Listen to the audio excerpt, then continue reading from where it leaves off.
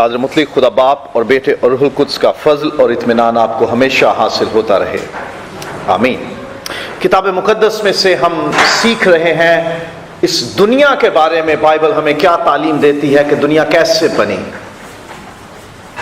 ہم نے یہ دیکھا کہ خدا نے بنائی ہے یہ دنیا، یہ خود سے نہیں بنی، اور خدا اس دنیا کو قائم کرتا ہے، قائم رکھتا ہے، سنبھالتا ہے اس ساری دنیا کو۔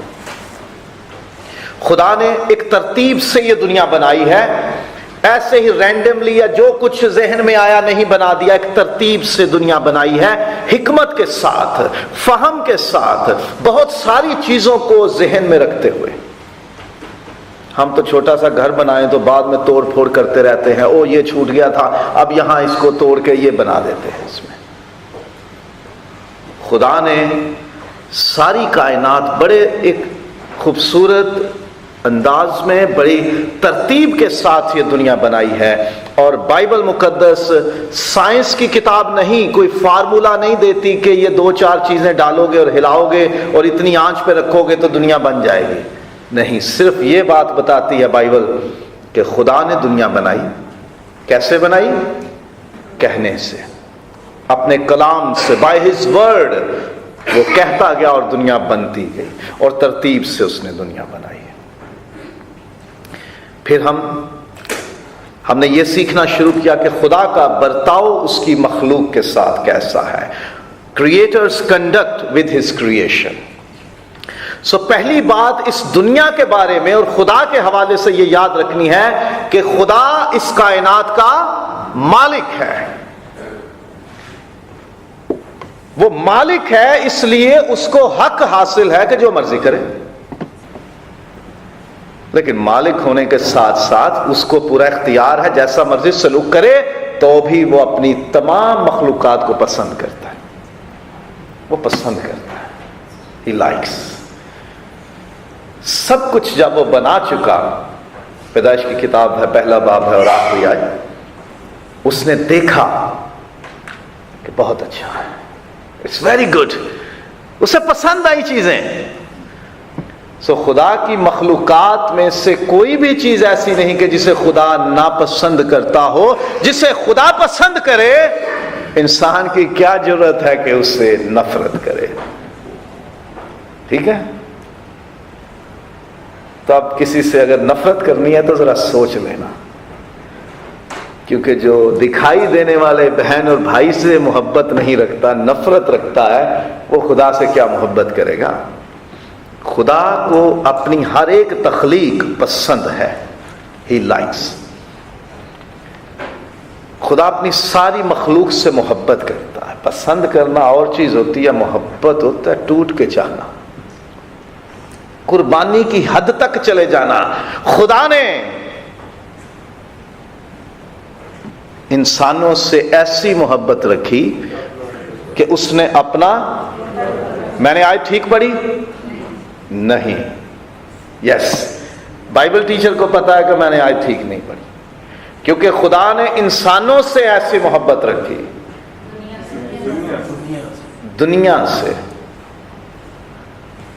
اور جو لفظ ہے نا، اصل دنیا کا جو بائبل میں لکھنا، یوحنا نے لکھا ہے کاسموس، کائنات، پوری دنیا، جو کچھ اس میں ہے، خدا نے اس سے محبت رکھی ہے۔ خدا نے دنیا سے ایسی محبت رکھی کہ اس نے اپنا اکلوتا بیٹا بخش دیا، تاکہ جو کوئی اس پر ایمان لائے ہلاک نہ ہو بلکہ ہمیشہ کی زندگی پائے۔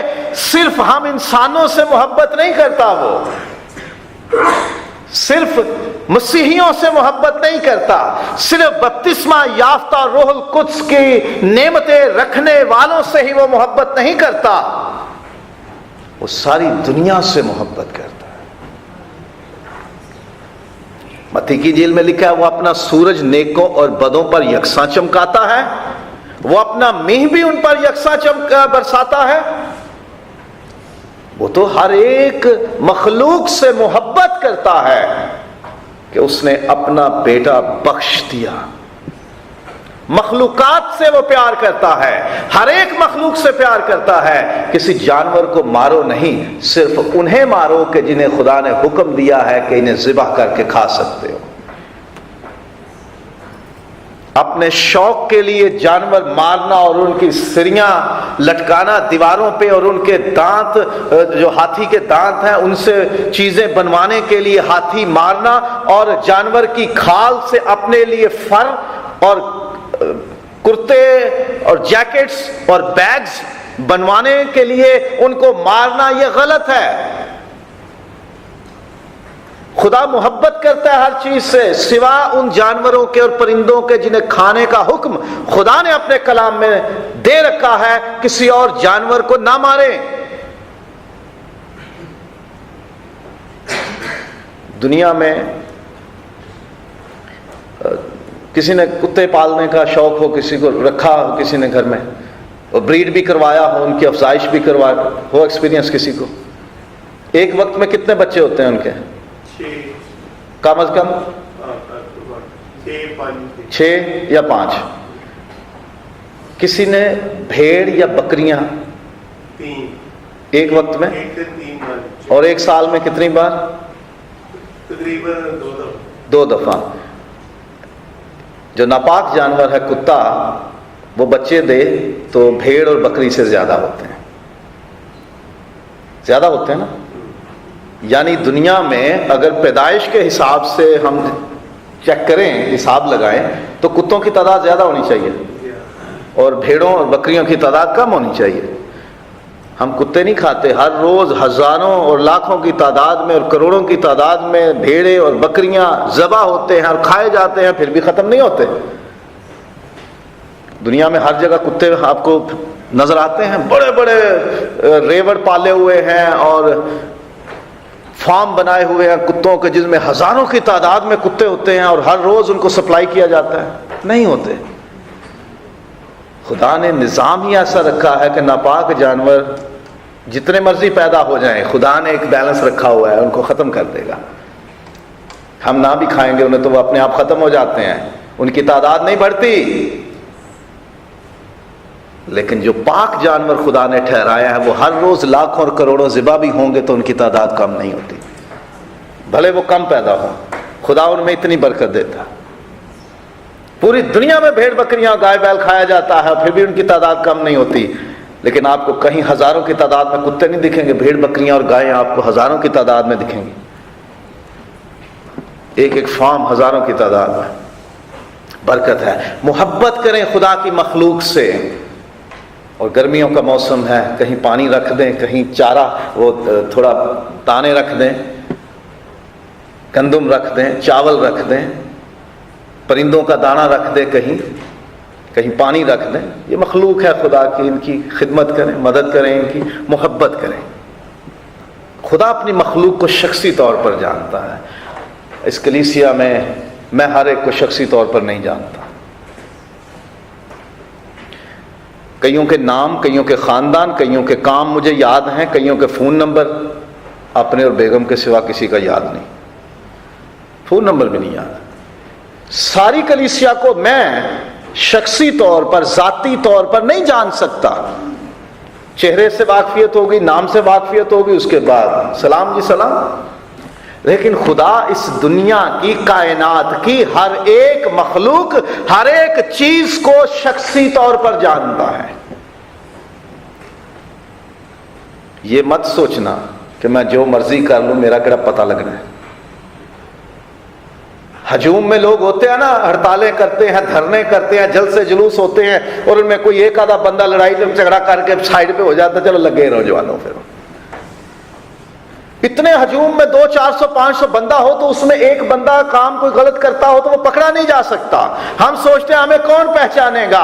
خدا زمین کے ایک ایک ذرے کو جانتا ہے، کائنات میں موجود ستاروں کو، ایک ایک ستارے کو جانتا ہے۔ خدا نے ان کے نام بھی رکھے ہوئے ہیں۔ ہم تو یہاں 100 150 بندے کا نام نہیں یاد رکھ سکتے۔ خدا نے کروڑوں اور اربوں جو ستارے ہیں ان کے نام اس کو یاد ہیں، اس نے رکھے ہوئے ہیں ان کے نام۔ کائنات میں آدم سے لے کر آخری انسان تک جو پیدا ہوں گے خدا کو سب یاد ہیں، کون کب کہاں کیسے کیوں کس لیے کس جگہ اس کا حساب کتاب کیسے کرنا ہے، خدا کو سب پتا ہے۔ خدا کو ہر ایک کیڑے مکوڑے کا، ہر ایک جانور پرندے کا، مچھلی کا، جتنا بڑا مرضی جانور ہے اور جتنا چھوٹا ہے، خدا ہر ایک کو جانتا ہے، شخصی طور پر جانتا ہے۔ خدا کے علم سے، خدا کے نگاہ سے کوئی چھپ نہیں سکتا۔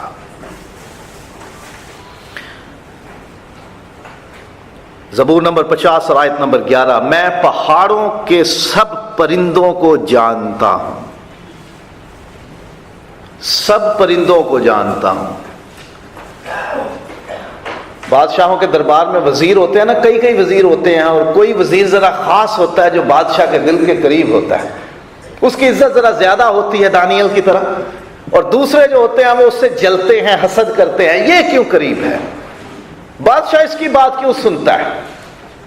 بادشاہ سے شکایت کی، یہ تو اس وزیر کی کیوں اتنی عزت کرتا ہے، اس کو اتنا مرتبہ دیا ہوا، سارے کام اس سے پوچھ کے کرتا ہے۔ کہتے ہیں اس کے جیسا عقل مند ہو تو دکھاؤ مجھے۔ کہتے ہیں اچھا ہم سوال کرتے ہیں، اس کو بول جواب دے۔ پوچھا، ہاں جی بولو جی، سوال کرو، مملکت کا کوئی بھی سوال کرو، بادشاہت میں جو کچھ ہے اس کو پتہ ہے سب۔ کہتا ہے ہمارے ملک میں کتنے کوے ہیں؟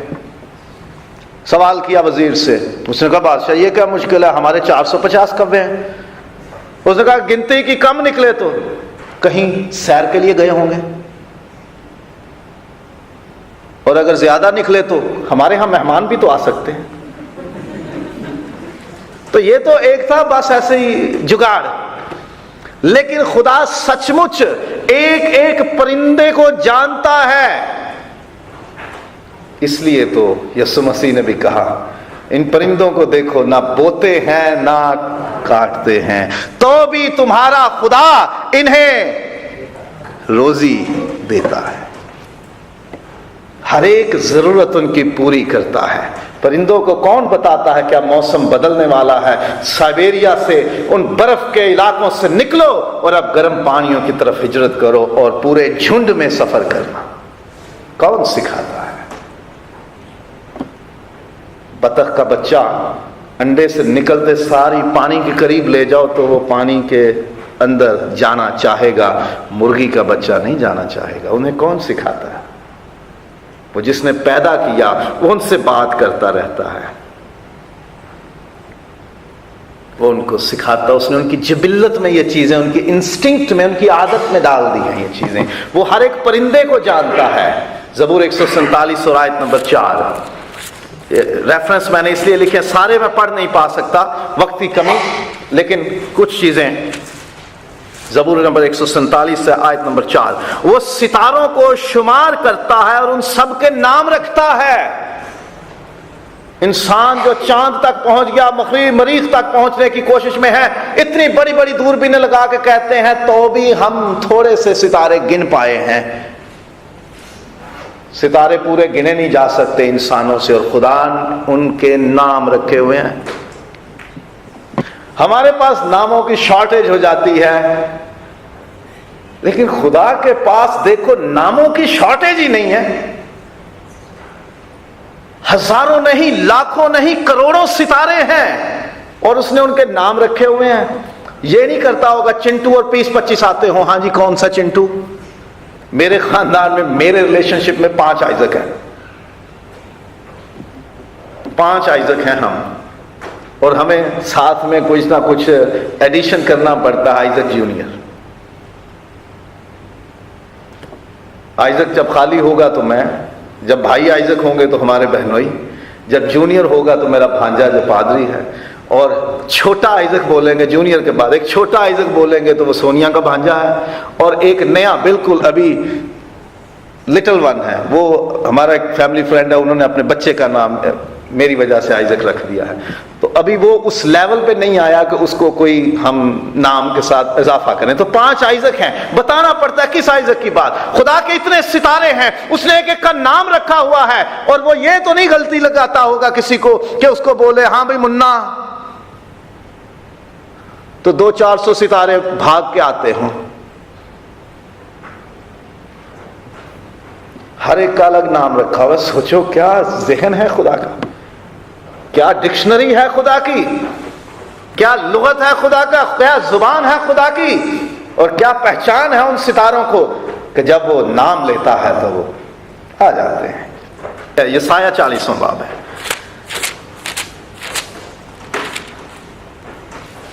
26ویں آیت ہے. اپنی آنکھیں اوپر اٹھاؤ اور دیکھو کہ ان سب کا خالق کون ہے. اس نے ستاروں کے نام رکھے ہوئے ہیں، ان کو شمار بھی کرتا ہے، اس کو پتا کتنے ہیں. وہی جو ان کے لشکر کو شمار کر کے نکالتا ہے اور ان سب کو نام بنام بلاتا ہے. وہ یہ کر کے آواز نہیں دیتا او یار کی نام سی تیرا، ایسے نہیں بولتا. وہ نام لے کر بلاتا ہے.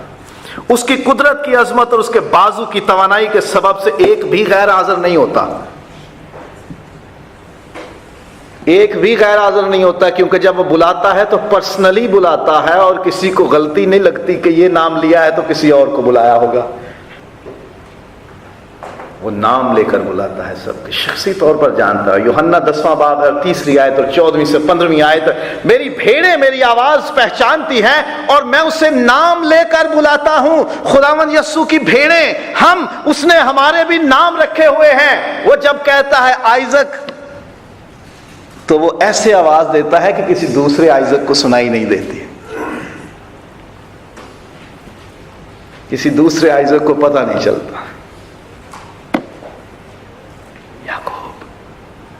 دونوں نے دیکھا، وہ نیچے دیکھ رہا تھا فون پہ، میں نے ہلکا سا وسپر کیا یعقوب، اس نے بھی دیکھ لیا. جب خدا بلاتا ہے تو کسی دوسرے کو پتہ نہیں چلتا، وہ صرف اسی سے بات کرتا ہے. شخصی طور پر جانتا، شخصی طور پر بلاتا ہے. یہ بھول نہ کرنا کہ تم سوچو کہ خدا مجھے جانتا نہیں، مجھے پہچانتا نہیں، میں جو مرضی کروں میرا کیا حساب انہیں رکھا ہے. خدا جانتا ہے. لوگ ایکسیڈنٹ کر کے بھاگ جاتے ہیں نا، بھئی کون سا کیمرہ لگا ہوا تھا، کون سا پکڑا جاؤں. اتنی گاڑیاں روڈ پہ چلتی ہیں، انہیں کیا پتا کس نے لگا دیا. لیکن خدا کے سامنے ہم چھپ نہیں سکتے. وہ جانتا ہے، وہ پہچانتا ہے، وہ شخصی طور پر پرسنلی بائی نیم ہماری عادتوں کو بھی جانتا ہے، وہ ہماری سوچوں کو جانتا ہے. زبور نمبر 139 میں لکھا ہوا تو میرے خیال کو دور ہی سے پہچان لیتا ہے. جو خیال ابھی ہمارے دل میں، ہماری سوچ میں، ہماری ذہن میں ابھی کھڑا ہونا ہوتا ہے، ابھی بننا ہوتا ہے، ابھی اس سے باہر آنا ہے، وہ اسے پہلے پہچان لیتا ہے. خدا شخصی طور پر اپنی ساری مخلوق کو جانتا ہے، اور خدا اپنی مخلوق کے حالات سے واقف ہے. یہ مت سوچے خدا مجھے نہیں دیکھ رہا، خدا مجھے نہیں جانتا.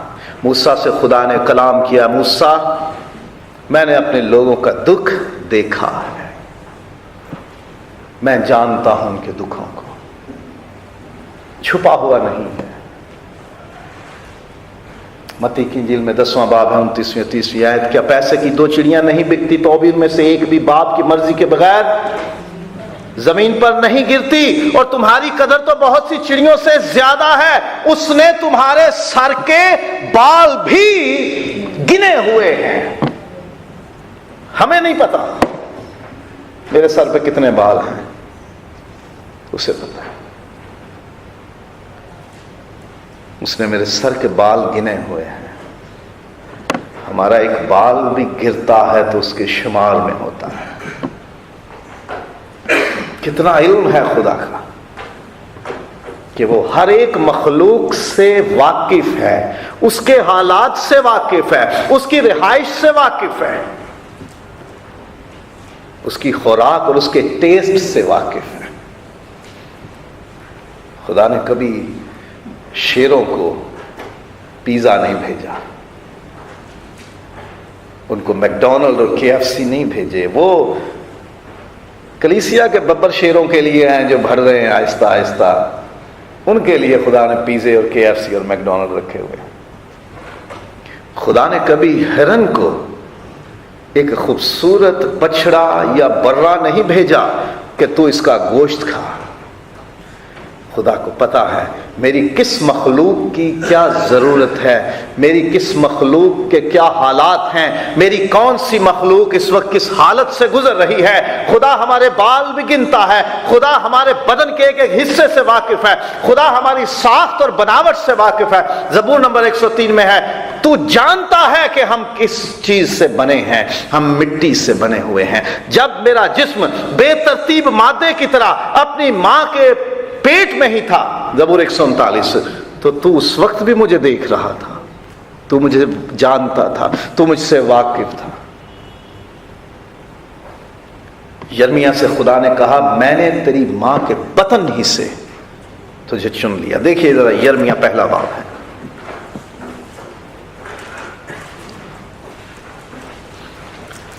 یرمیا پہلا باب ہے اور 5ویں آیت ہے، 4 سے پڑھوں گا۔ تب خداوند کا کلام مجھ پر نازل ہوا، اس نے فرمایا، خداوند کا کلام ہے، سنیے ذرا، اس سے پیشتر کہ میں نے تجھے بطن میں خلق کیا۔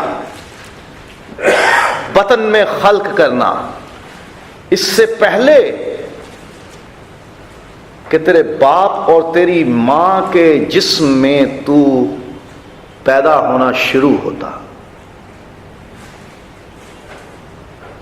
تو کنسیو ہوتا، اس سے پہلے کہ تو اپنے باپ اور اپنی ماں کے بدن میں وجود پانا شروع ہوتا، میں تجھے جانتا تھا اور تیری ولادت سے پہلے میں نے تجھے مخصوص کیا۔